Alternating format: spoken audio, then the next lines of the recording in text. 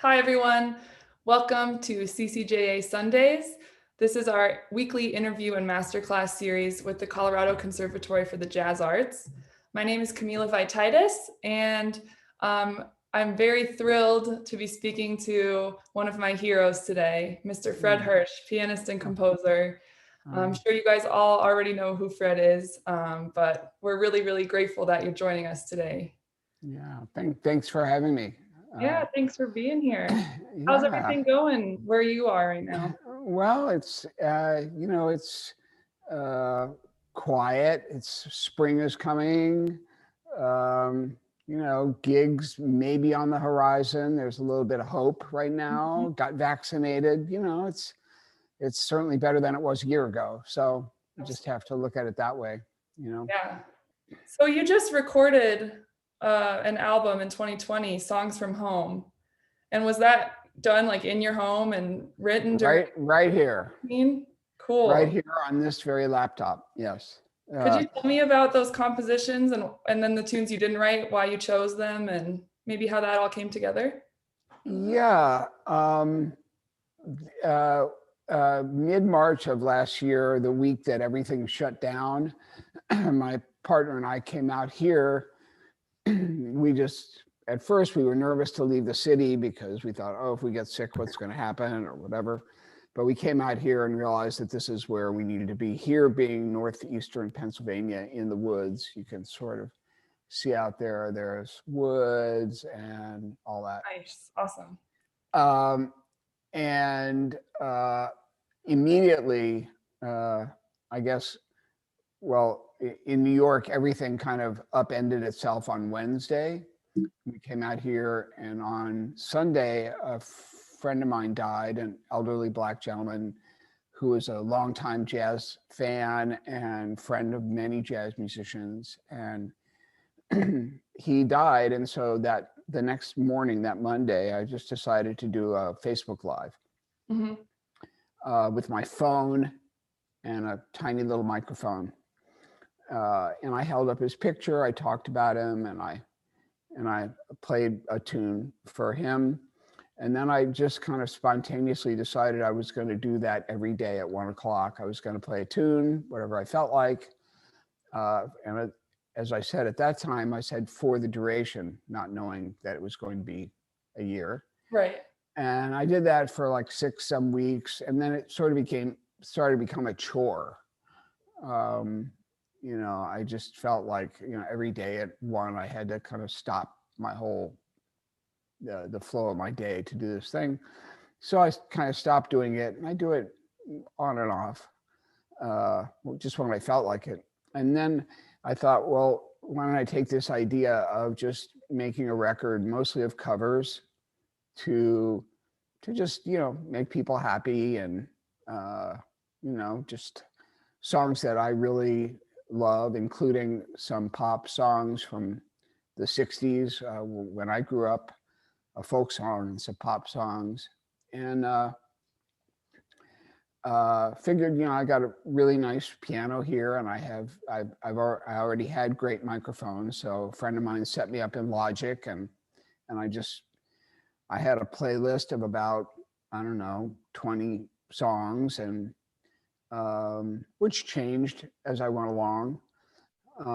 I did run into an unexpected problem of, if you have unlimited time to do unlimited number of takes, at what point do you say, okay, I've done it? Right.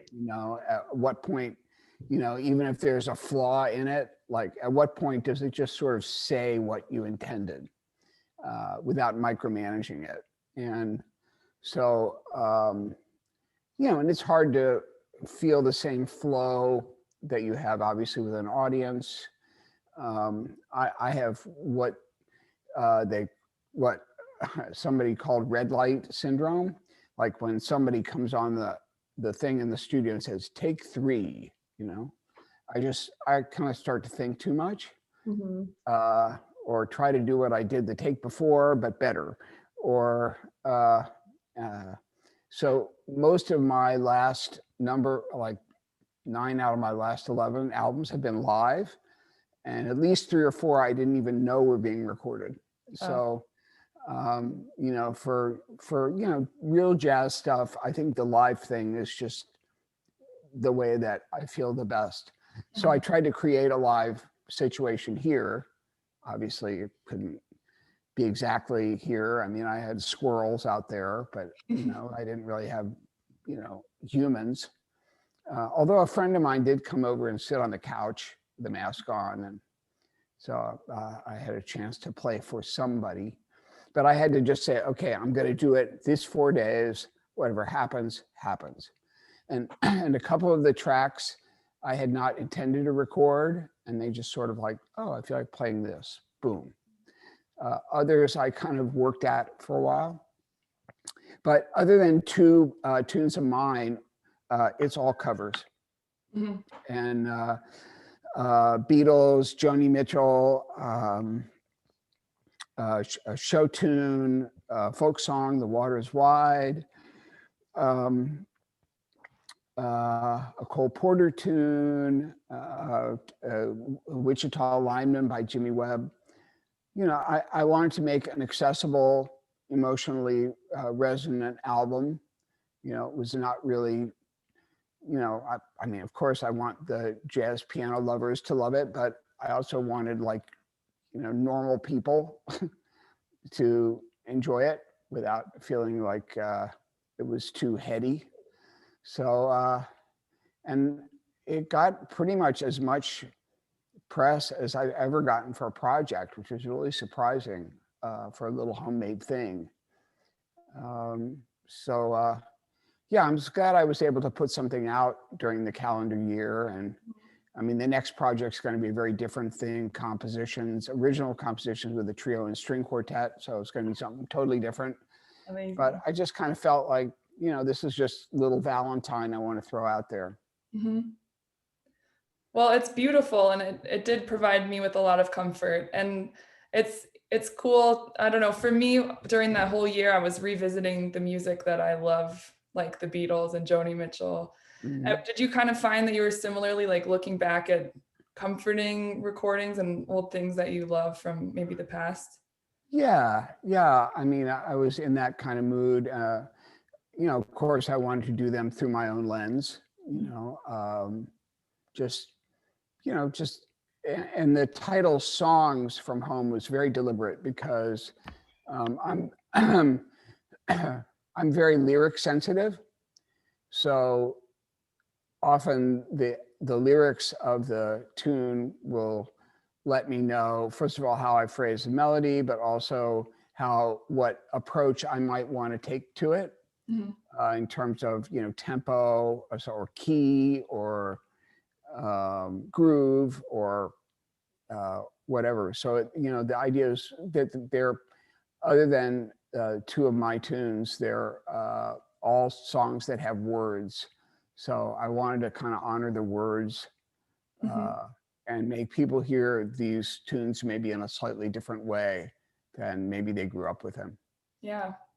Do you ever, or maybe could you take us through, I mean, you do so much solo playing and are celebrated as a solo pianist. And I was curious if you could take us through what it looks like when you're getting ready, like maybe coming up with a new solo arrangement. Is a lot of it very planned and deliberate, or is it kind of more, what's the word? Yeah, I don't know. Yeah, I mean, yes and no. I don't really work things out. I mean, I'll decide a key and a general thing. I think the only thing on the album that was sort of arranged was Wichita Lineman, which is something that I've been playing with my trio for a while. And we have kind of an arrangement where it modulates to another key and has a little interlude. But, a lot of it was just kind of play the tune. But, over time, there's certain, after you play a song over and over and over, you do sort of gravitate to, things that work or things that you feel honor the tune. But I never want it to be like, set to the point that it's calcified. I always want to wiggle the details. So just to give the message to myself that like, it's not like I'm playing Chopin or something, Mhm. you know, I mean, there's always room for a surprise in there, even though it might sound like it's very heavily arranged. Um, but it's more like it kind of got arranged because, you know, maybe one time I stumbled across it or uh, something like that. And I went, oh yeah, wow. That really does something. Mhm. So,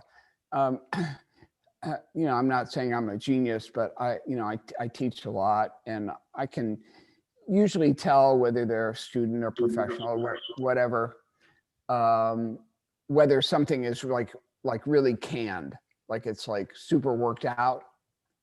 Um, I think uh, what I try to do is allow the audience to feel like they're in good hands with me. I'm not gonna, uh, uh, uh, just to no stress for them, no stress for me. Mhm. That's kind of sometimes students will come in and they'll play something and I can tell that they practiced it and then they didn't play it right, and then they went oops, or they did that, or all of a sudden their hands were shaky or cold or whatever. So worked out, not worked out. There's a balance. There's freedom and responsibility. It's always thinking and feeling. It's just that's kind of the whole ball of wax, really. Mhm. Yeah, that's something I try to be. I'm still working out my solo chops. It still scares me a little bit, and it's all very good advice. Um, Yeah, yeah. And also, for you pianists out there, don't forget you have all the way up here and all the way down there, right. and to like explore it. And, in solo jazz piano, I mean, the piano can be a big band, it can be an orchestra, it can be a horn player, it can do a lot of things and play multiple voices at once. It's a kind of a miraculous thing. But it's also a drum set. Mhm. And when you're just playing a whole note, there's like nothing happening. I mean, there are times to play a whole note, but you can't really have a really swinging, interesting thing if you're just playing, shell voicings or playing on 1 and 3. Mhm. You got to think of it more as a drum set, and have multiple parts going on. And that's something that I try to emphasize with people who are dealing with solo playing. Mhm. Could you talk about maybe how your mindset or the responsibility shifts when you in like solo playing versus when you expand to like duo or trio and what the responsibilities become in those settings? Well, I think the hardest thing about playing solo is to leave a space. We feel like, oh, there's a downbeat, I've got to play that. Right. Oh, there's that chord, I have to play that chord. Uh, and I'm a big believer in like, what happens when you don't do that? When you don't play a downbeat. Like I've heard so many uh, uh, players um, say you have 5 choruses of a 32 bar tune, so you have 160 bars. And so that should be, especially with solo piano, it's very easy to make that 160 bars of continuous music, not 1 to 32, 1 to 32, 1 to 32. Not, it can actually tell more of a story. Right. Uh, you can go into another key. You can make up an interlude. You can really do anything you want. Mhm. Uh, uh, I love duo playing because that allows me to orchestrate, kind of be a big band, a drum set, another contrapuntal voice. I have a lot of very long-standing duo partnerships. Uh, the Jazz Standard, which recently closed in New York, was really a blow to the scene. Every May for 13 years, I did a full week of mostly duos with 6 different people every year. So that's a lot of people over 13 years. you know, and of course, every person that I play with makes me play differently. You know, if I'm talking about saxophone players, I'm going to play differently with uh, Chris Potter than I do with Miguel Zenon or Josh Redman. You know, they're just going to make me play differently, or Robbie Coltrane. Um, so, and when there's just two of you, I mean, there's that wonderful ability to kind of orchestrate and also be really intimate. It's just a straight shot. So I love that. Trio, over 25, the last 25 years, I've had um, 5 different rhythm sections, the last one for 10 years. Mm-hmm. And you know, I'm starting to play a little bit with some other people just to kind of mix it up, I guess. But there's a wonderful thing, you know, the way that my current trio has evolved. We have such a really wide repertoire and approaches to different kinds of music. And the main thing that I look for in a rhythm section or musician is their sound, whether their sound is compatible with my sound. Like bass players, I don't really want to hear this ampy kind of sound. I want to hear wood. Mm-hmm. I want to hear the ping of the beat. You know, I don't want to just feel this kind of thing. You know, drummers, it's a, you know, it's just a very particular thing. There are a number of drummers that I love to listen to, and I've tried playing with them, and it just doesn't. It's just for some reason it just doesn't work. Mm-hmm. And also over the years, my needs and my writing has evolved too, and the way that I arrange things. So, you know, it's lovely to have John Aber and Eric McPherson there. It's like, you know, in a way, slipping on a nice pair of shoes. But I think I'm going to be, you know, playing the field a little bit more as we kind of get into stuff. Mm-hmm. But they allow me to be, you know, really free in my playing. The way that they support me and also, you know, push me. They know how to do that too. Particularly John, he's a real wild card. Is there one setting where you feel like the most at home, or is it kind of all the same? All 3 of those, I feel really at home. Yeah. Of course, lately, I mean, I played with the rhythm section twice in the last year. Wow. So clearly I'm playing a lot of solo. Mm-hmm. And I tell the pianists who come in and say, oh, you know, I sound so much better when I play with a trio. You know, it's like, when you're practicing, you're playing solo piano. So why don't you just embrace it? Mm-hmm. You know, because that's what we're doing.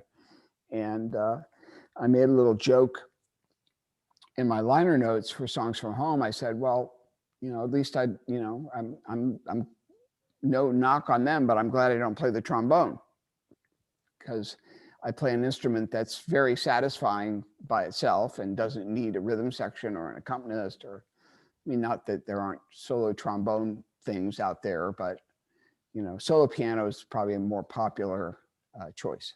Mm-hmm.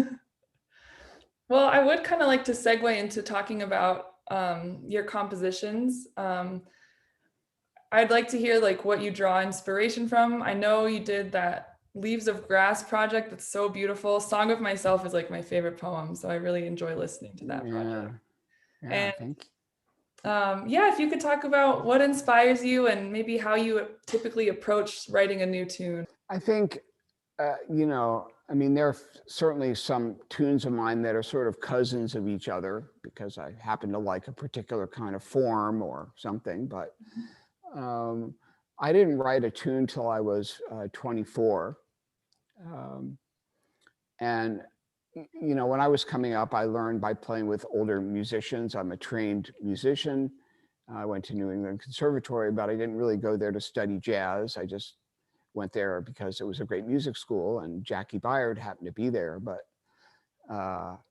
you know, I didn't come through the jazz education thing. It never occurred to me to transcribe anything or any of that.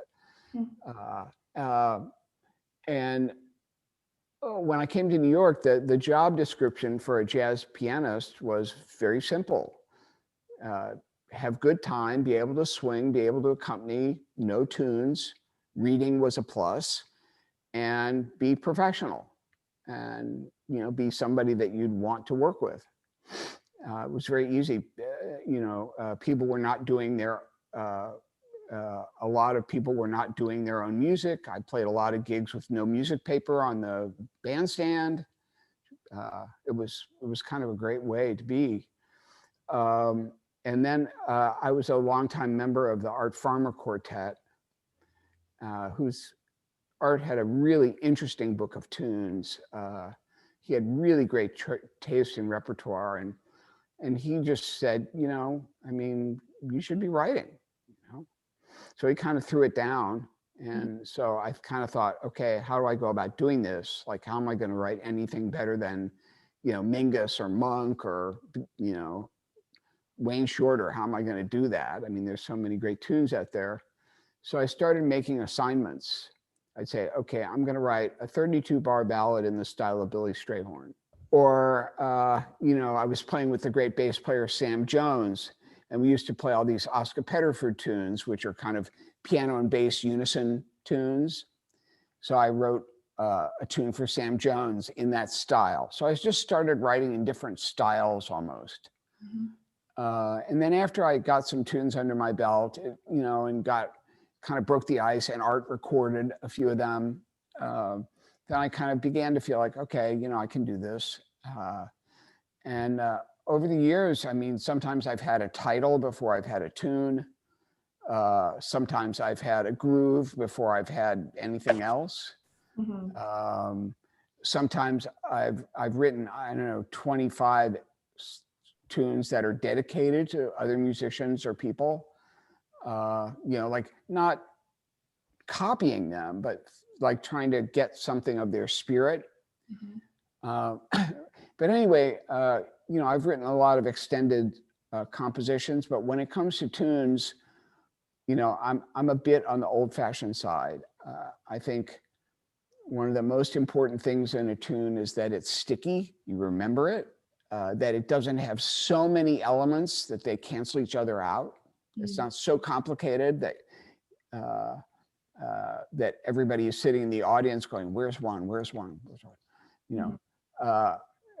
I like melodies. I like changes that are fun to play, that leave room for the player.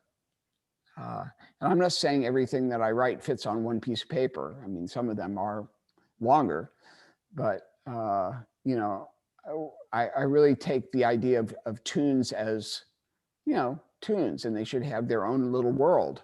I mean, if you think about the great Monk tunes, and I've been playing a lot of Monk's music for a long time, they're like these wonderful puzzles that you can come back to again and again and again, and just solve them differently.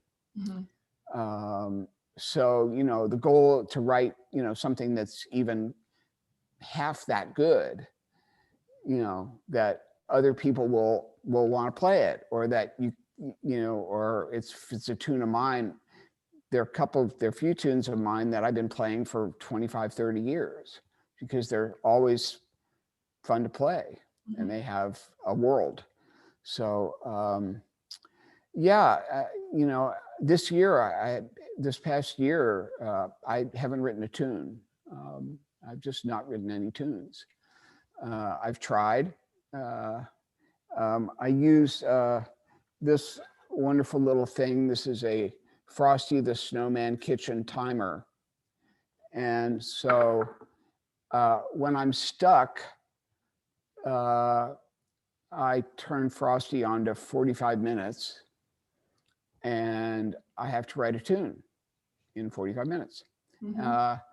And, if 30 minutes have gone by and I'm just staring at the music paper and nothing has happened, I'll write a blues or something. But the idea of just, it just gets you moving the pencil. And whether or not you come up with a good tune or not, you only wasted 45 minutes anyway. And if 1 out of 5 of them is good or potentially good with some editing, then that's pretty good batting average. So I like that idea of kitchen timer tunes. Yeah. It also, you can't really throw too many elements in there when you're doing something like that. It's kind of, you just got to grab something and let it play itself out. I've been writing a fair amount of classical piano music, which is something that I also do. Um, and I've also gotten some different commissions to set some text, and I do some piano things for other pianists. So my writing, I'm not really writing jazz stuff right now. And, I've got like, 100 tunes or something, 70 of which I still like, or 60. So I don't feel like compelled to write anything new. This string quartet project, which we're going to record over the summer, it's a trio and string quartet, and the project is called Refuge, and the bulk of it is a suite of pieces, the titles which and the inspiration of which is coming from different aspects of my very long time meditation practice. So it's like 8 pieces that will be a discrete thing, and then I'll fill out with some other compositions to round out the album. So that's the first compositionally driven album I've done in a while. So it just feels like that's the right thing to do. And yeah, they're tunes, but they're also not tunes, some of them. So anyway, long-winded answer. Any idea when that new project might come out? Yeah, it's going to come out the first week of January next year. All right, everyone, mark your calendars. Yeah, and we're supposed to play that a week at the Village Vanguard with that group. So it'd be really cool to have a string quartet in the Vanguard. Yeah, that's I amazing. think that would be really, really neat. So. Wow, I'm looking forward to hearing that. Yeah, me too. I have to get it written first. Yeah. all of it. But we have a reading in 6 weeks, so that's kind of lighting a fire under me to kind of at least get the string parts in some semblance of order. Mm-hmm. Sometimes it takes a deadline or a limited. Really, when it's Groundhog Day, you can just do it tomorrow, and then that becomes next week, and then 2 months go by. So I realized during this time how much I rely on deadlines. Projects, next thing, yeah, a lot of computer scrabble. Mm-hmm. Beyond this new project with the string quartet, are there any projects you've always wanted to do, like dream projects that you see on the horizon, or things that, even like the craziest idea that you just think would be amazing to work on? I mean, nothing comes to me right now, and I don't mean this in a weird way, but when everything shut down, I mean, when my career just came, and everybody's just came full stop, like this is it. I thought, okay, well, what happens if this doesn't come back? I was 65 in the fall. Okay, that's nominally the age when I'm getting my Social Security, and Medicare. That's sort of the senior citizen age. Like, if this was over and I had to do something else or find some way of, being in the world, I could pretty much look back and say I ticked every box. Almost everybody I really, really wanted to play with. I mean, there are a handful that I didn't get to play with that I would have loved to play with, but just kind of the bucket list stuff. I've been really fortunate. And if I had to step away from it, I could say, wow, that was good. I have more compassion for young musicians, who are just getting going, and the world is going to be very different for them. They're not going to have quite the same sort of opportunities that I might have had. And so nothing comes to mind right now. I'm sure if I thought about it a little more, something would. But yeah, cool. Yeah. One thing I always like to ask everyone I interview, because CCJA is mainly as like a youth jazz organization, and I'm curious if you have any advice that you were given when you were a young musician that stuck with you, or what you might say to a young musician who's just starting out, trying to improvise or trying to compose, and any advice you have for them? Well, besides just try to have fun and don't think about making history, Mm-hmm. just, enjoy yourself. Uh, I mean, yeah, I mean, I've been given, I've been the benefit, I've been on the other side of great master players who have either shown me by the way they play or said something to me directly that's had a profound influence. One I like to tell is I played for about 10 years with Joe Henderson when he would come to the East Coast. And that was, to me, that was grad school. That was grad school, just doing that. And we played the same 12 tunes all those years, and 3 tunes would be a set. I mean, it was really stretched out and long solos. And Joe would play these like epic, 12-minute solos that were by and large, incredible. Mm-hmm.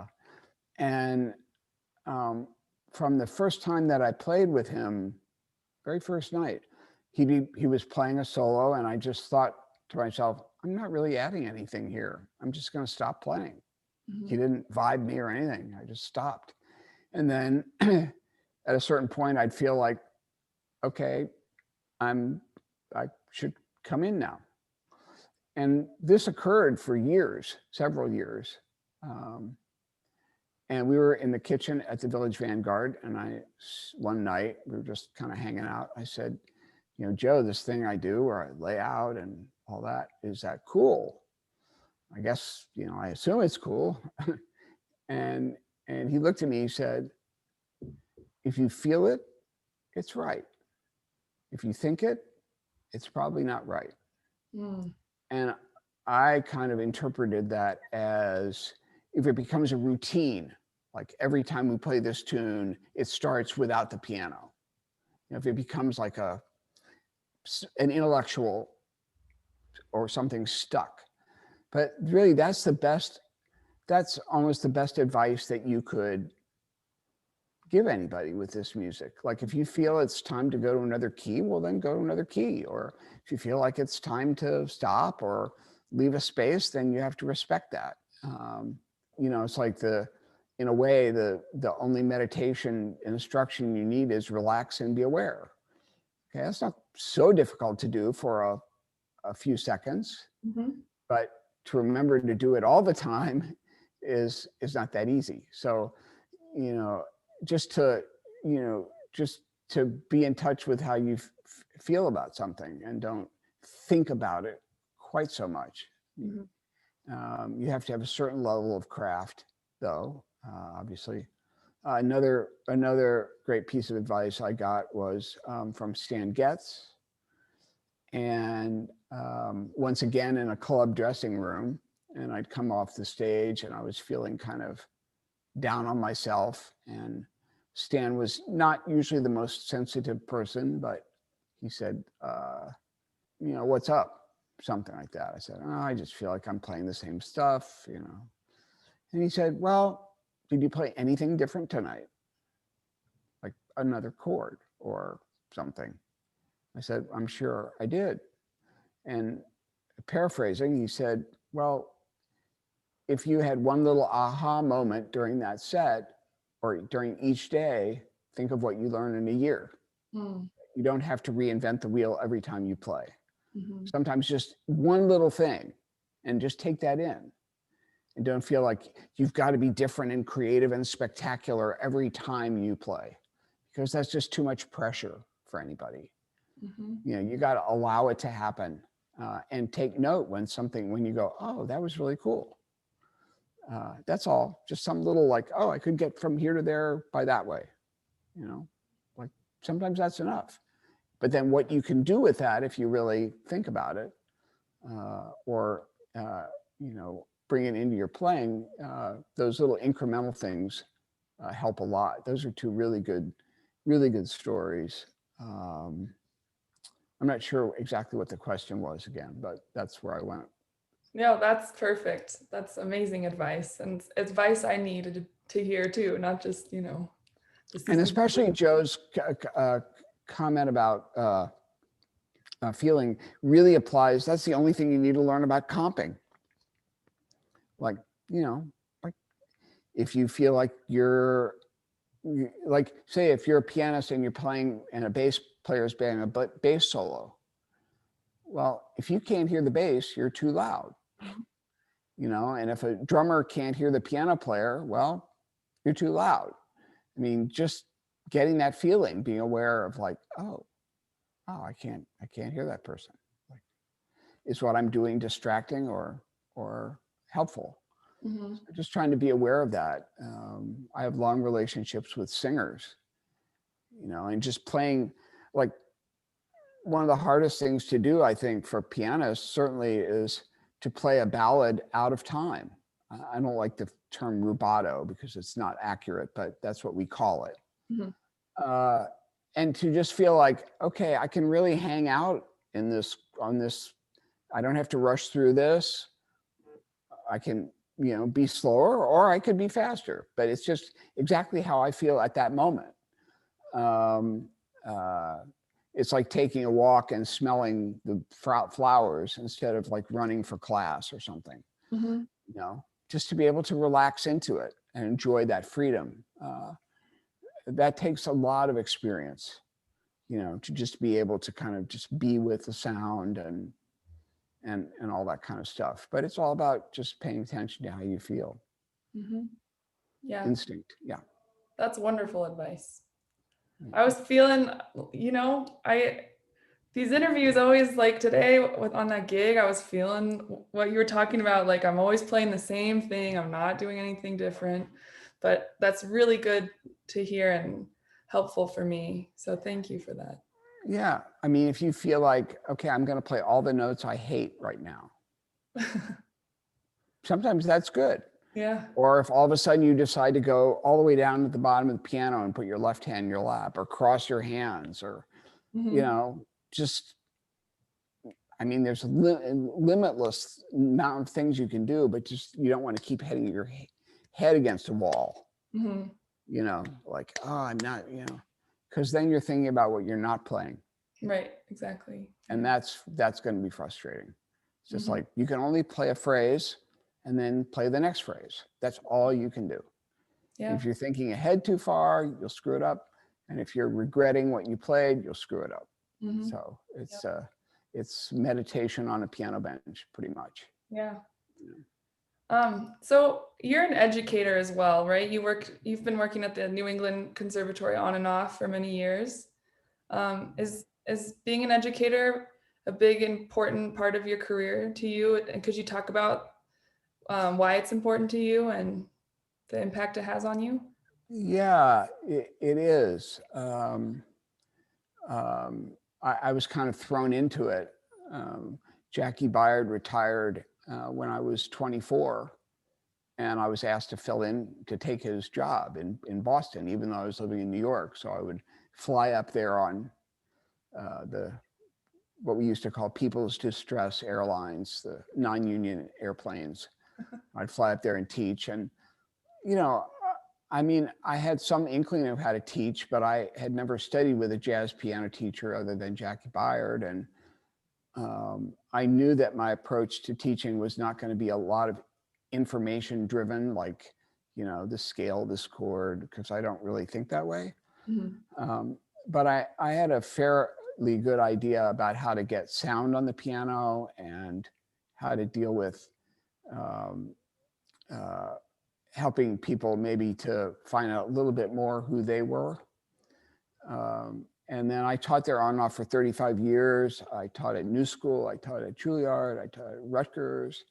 I've had a lot of piano private students over the years, and I've had a number of students who have whoppingly huge careers. And it's a real privilege to work with somebody who's like super gifted. But it's also really nice to work with somebody who's talented and works hard, maybe not like crazy gifted, but talented with a really, you feel like when you're talking to them, they're really listening and taking it in.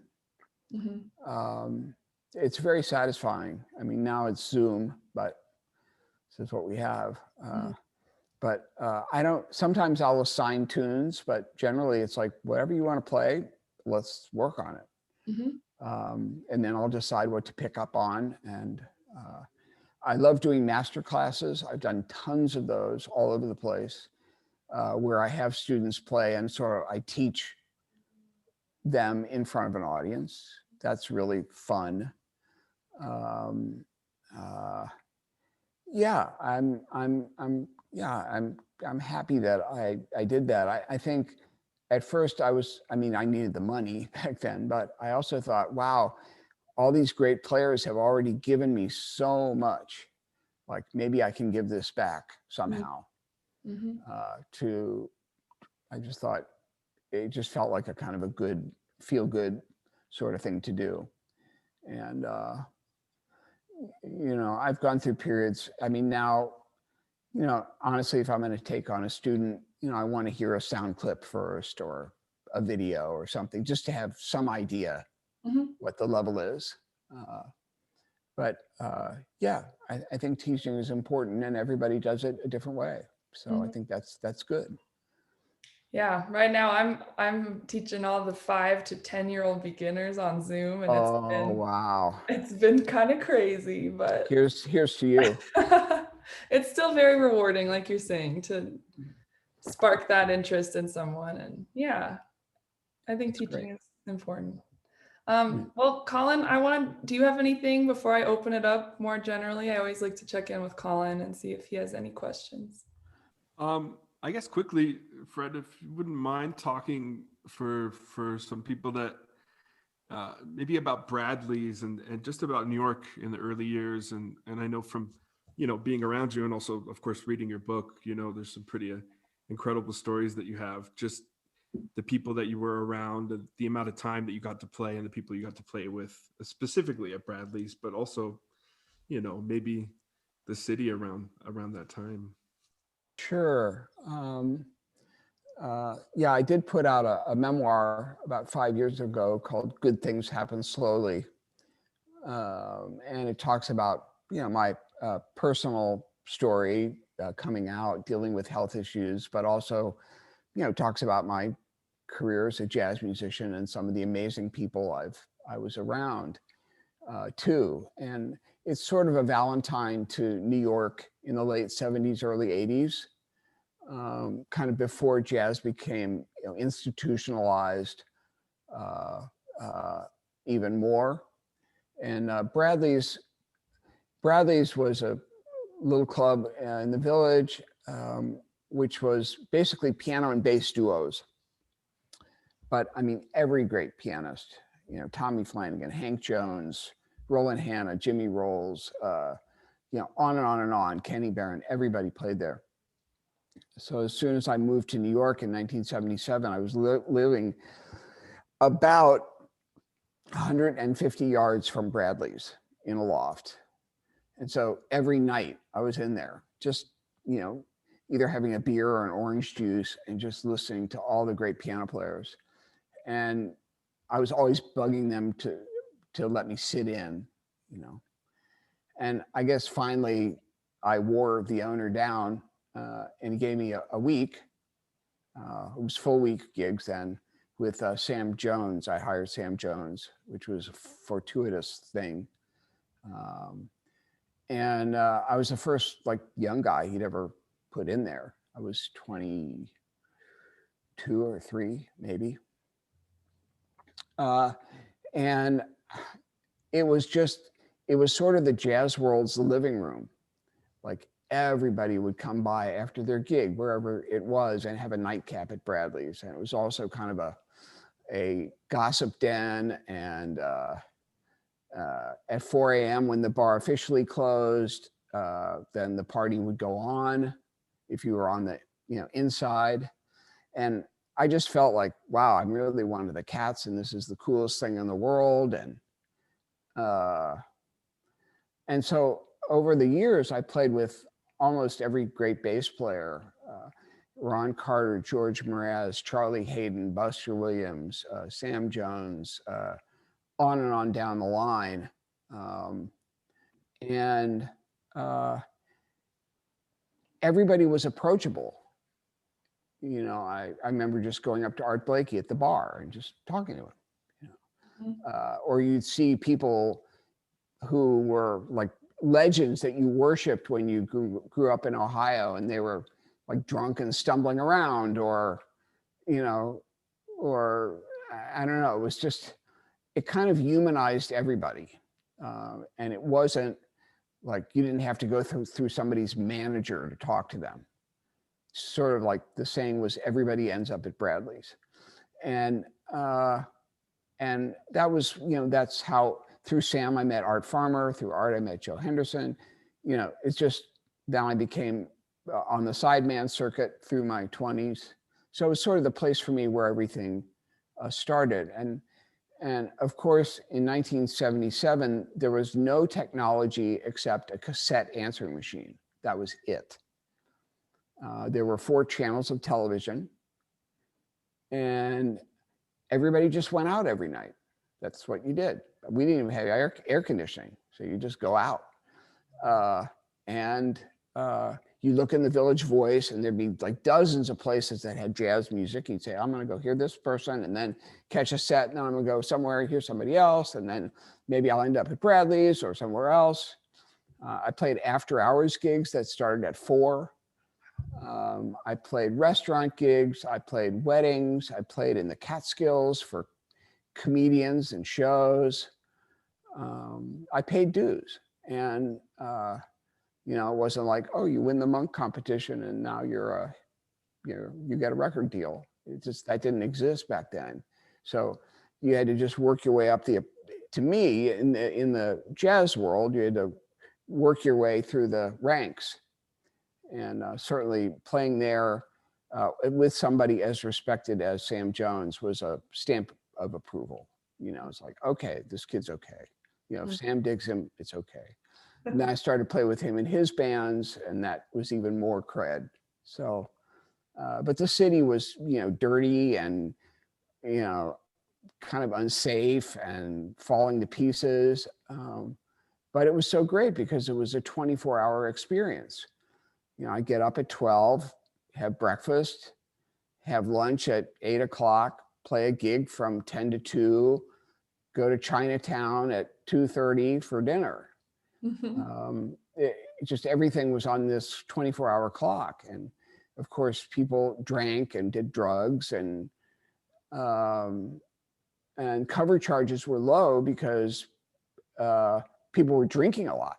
You know, people go in, they have a Perrier or a white wine or something. You know, they don't slug back, you know, cognacs like they used to. So the clubs have become, the places I play anyway, the Vanguard particularly, has become more of a concert experience. Back then, I have recordings of me playing there with Joe Henderson, and you hear full-on conversations. I mean, it was not quiet at all. And Bradley's Cunningham always insisted that this is a saloon and not a concert hall. And so people are going to talk, and occasionally they're going to listen, but, you know, don't take it personally. I'm going to let people talk. I'm not going to shush anybody. So yeah, it was a very different world. There were less distractions in a lot of ways. And yeah, I can't deny that I miss it, the simplicity of it. You know, just playing tunes with great musicians, making a living, and, you know, not having to deal with social media or technology. It's kind of a great thing. I mean, you can see here, I only write with a pencil, so I'm not computer music software literate. Wow, that is so cool to hear about all of that. I'm so glad Colin asked that question. If anyone in the audience has a question, now's the time. Thank you. I was just thinking, after you you mentioned that you still use the pencil. Do you think it's? I feel that way too, and do you think it's worthwhile sticking with the idea that there's a different process that happens when you're not confused by digital devices or computer information?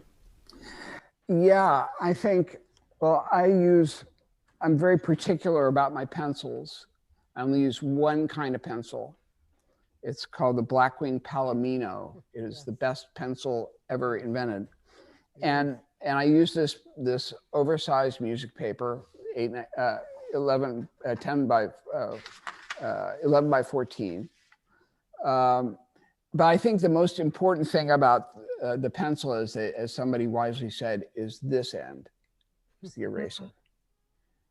Because what I find, like a lot of young musicians, they'll bring in tunes that they've written, and they've put them in Sibelius or Finale, and they look really nice and they're formatted. I mean, sometimes they're not so great at justifying accidentals, like seeing a B flat note on the top and a B major chord, that's B major 7 chord, that's a drag. But anyway, it looks like, okay, this is ready to go in the real book or something. But the tune isn't quite finished, and I think for me, letting it hang out in the analog world and playing it with other people and making sure that it's exactly what you want before you put it into the music copying software is really, really important. And in a way that can be limiting. I mean, if you want to do some crazy ostinato with 3 different parts on top of it, well, I'm not an octopus, so that doesn't really work that well. But for the way that I write, I just think, just to keep it simple. And also to say that when you're writing, the more you write, the easier it is to write. When I first start to get back into a writing thing, literally my hand just doesn't move as fast. Mm-hmm. The pencil just doesn't go as fast. Or it's a little, I don't have perfect pitch, so it takes me a little longer to notate a rhythm or know how many ledger lines a note is. And then once I'm back into it, then it comes much faster. So, I mean, I'm glad to hear you ask the question, because it's a good one. I'd say just really wait till you're like really, really happy with it and have tried it out before you set it, because it's sort of harder to undo it once it looks really nice like that. When it's in on paper, you can always change. It's easier to change it before. Often also when somebody brings in a tune, I'll just say things like, well, why did you pick that chord there? And to me, there should be a reason. It's like, oh, it was a pretty chord. Well, I know, but what did it have to do anything? Or why did you put this 3/8 bar in there? Like, yeah, it's cute, but like, what are you going to do with it? Mm. I mean, look, it's a hard thing to teach or talk about composition, but I don't know if that answered any question, but I love my pencils. That's for sure. I actually love how you said it's easier to change things before they're in the computer, because most people think of the opposite, that they can modify anything. But well, I agree with you. Maybe if I had a 24-year-old brain, I would think that way. Like, oh, I can hear it back and then I can change it. Well, I guess it just depends where you start. Okay, great to see you. Would you be okay? I know we're almost. Yeah, we got another question or two. I can get to them. Yeah, there's one in the chat asking if you can discuss Sophia Rossoff, how you met her, etc. Yeah. So it was actually Sophia. She, how can I consolidate this? When I was first starting out in Cincinnati playing jazz, I played at one particular club, and I really didn't know how to play. I mean, I just played really hard. I played so hard that I broke strings, and that's really hard to do. And I weighed about 115 pounds, and I broke strings. And I just had all this intensity. And I came to New York. Well, I detoured at New England Conservatory. I also studied with a classical teacher there named Irma Volpe. And she was kind of what we would call Russian school. So a lot of sort of finger scraping and scraping the keys and things like that. And it really didn't quite, I mean, it opened the door, but it just didn't seem to be like, is this really it? But it got me thinking about sound and also listening to like somebody like Duke Ellington, whether it's 1920, 1940, 1950, the piano sound is the same, whether it's, mono, stereo, different pianos, like the sound, he had the sound, or Ahmad Jamal. I mean, they had a sound. And so I started to explore that. And I got to a guy named Joseph Prostakov, who was one of two teaching assistants to a woman named Abby Whiteside, who was a piano pedagogue in the 1950s. And he was very stern, but he kind of got me to realize that, piano playing isn't at all about, lifting or pushing or dropping or arm weight. It's about, like finding almost an embouchure with it. And it's as much the bones as it is the muscles, because if your hands are in the right position, with rotation or flexion or extension, the notes just play themselves. It's simple.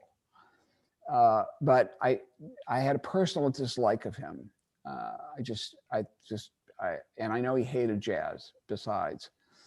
And then I heard that Barry Harris was studying with Sophia Rosoff, who was Abby Whiteside's other teaching assistant. So I went to Sophia, and she was everything that Joseph wasn't. She was like just incredibly warm and sweet and attentive. And you walked out of there and you felt like, I can play all the Chopin etudes.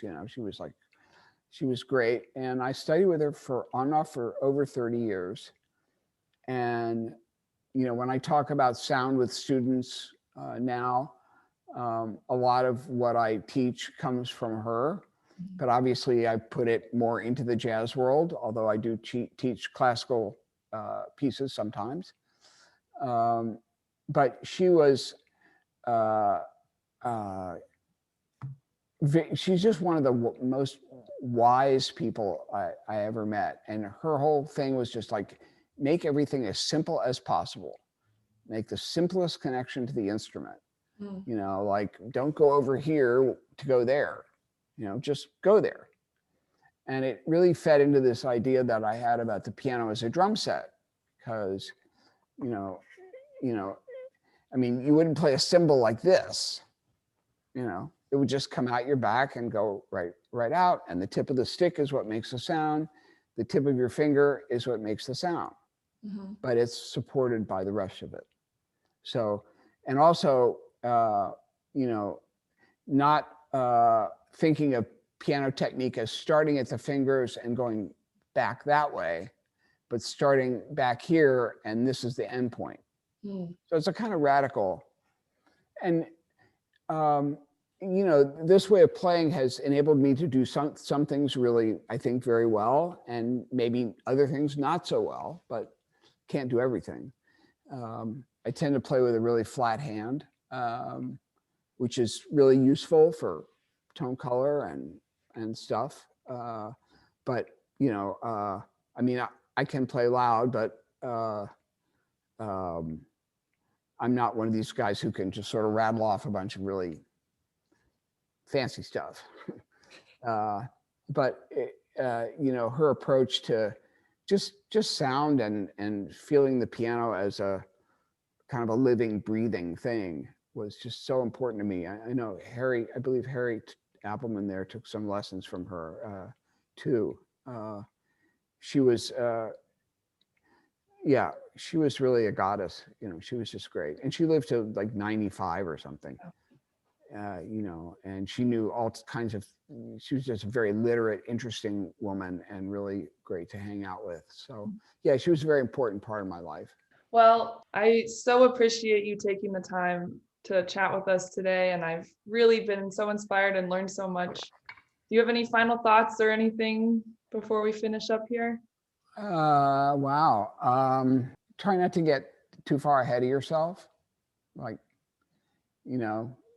count sort of the small victories, like if you played one phrase that felt really good and 3 that didn't, and the next chorus you played 2 that sounded good and 4 that were not so great. Well, it's progress. It's like, it's learning this stuff is not like this kind of curve. It's not a linear slope, just try to be patient and enjoy it. And also, a lot of the work that we do is away from the instrument, really sitting and concentrated listening to recordings, not while you're doing email. Listening to the same tune 7 times in a row from different perspectives. I mean, get more out of less. And also, everybody learns their own way at their own pace. So, like, don't try not to compare and despair, and vibe yourself, just try to be kind. That would be a good thing for the planet if we could all do that, starting with ourselves, right? Yep, I totally agree. Right. Well, thank you so much. Thank you, everyone. Okay.